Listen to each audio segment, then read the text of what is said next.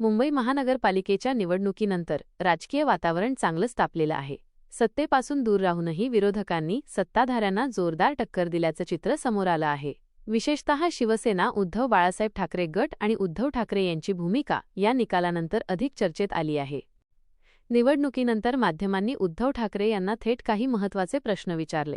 सत्ता का मिळाली नाही? जनतेचा कौल नेमका काय सांगतो? आणि पुढील राजकीय दिशा काय असणार?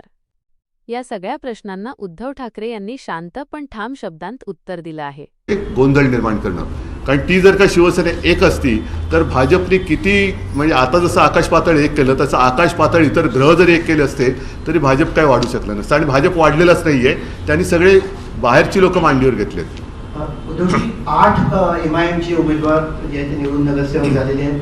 शिवडीसारख्या भागामध्ये समाजवादी पक्षाचा उमेदवार निवडून आलेला आहे. काय कारण आहेत MIMचे उमेदवार एवढ्या मोठ्या संख्येने निवडून आले? 8 त्यांना इतरांपेक्षा जास्त मतं पडली. पण काय राजकीय गणित काय राजकीय गणित काय आहे की मुंबईत 8 MIMचे नगरसेवक? अरे पण मी कसं सांगू ते?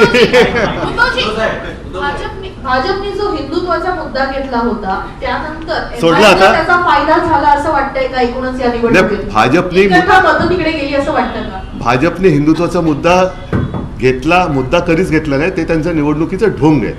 त्याच्यामुळे हे ढोंग आता हिंदूंना पण कळायला लागलेलं आहे. नाही आवाज इथून येत नाही.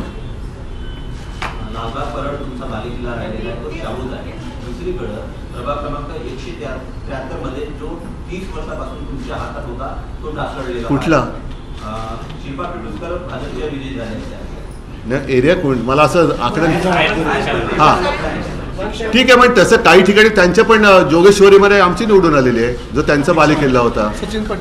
सचिन पाटील निवडून आलेले आहे. असं होतं ना. बघा लोकशाहीमध्ये या गोष्टी घडत असतात, पण त्या प्रामाणिकपणे व्हाव्या. आम्ही त्यांची मतचोरी पकडून दिली, दुबार मतदार पकडून दिले, त्याच्यानंतर सगळ्या गोष्टी आम्ही नंतर ते काय पाडू बिडू सगळं आणलं होतं. ह्या सगळ्या गोष्टी मुंबईमध्ये आम्ही जागरूकतेने होऊ न दिल्यामुळे त्यांना एवढ्या मोठ्या प्रमाणावरती चोरीमारी करताना आले. पण तरीसुद्धा अगदी झालीच नाही असं मी नाही म्हणणार. थोड्या दिवसात त्याची पण माहिती आम्हाला मिळेल. उद्धवजी, आपल्या सगळ्यांचं अभिनंदन. आपण मुंबईचा विचार करू, ज्या आक्रमण होते नदी गिरगावमध्ये पण झालंय, दादरमध्ये पण होत आहे, पण असा विचार करून आपण एकत्र आलो. आता या काळामध्ये म्हणजे खूप असं विचारपूर्वक बोललात की आम्ही शिवसेनेला बाजूला काढलं. मराठी माणूस म्हटल्यावर आपल्या दादरमध्ये पण इथे आल्यानंतर आम्हाला वाटतं की आधार होते बाळासाहेबांचा. तर आता हा विचार करून आपापसात भांडण्यापेक्षा समजा जे नगरसेवक गेले ते जर परत आले तर मग शिवसेनेचा महापौर होऊ शकतो असा विचार केला जाईल. तुमच्या संपर्कात असतील तर घेऊन या.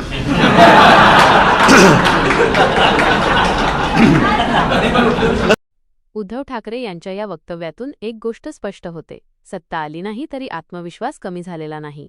पराभव स्वीकारताना त्यांनी कोणतीही आक्रमक भाषा न वापरता लोकशाहीचा सन्मान राखत पुढील लढाईचे संकेत दिले आहेत.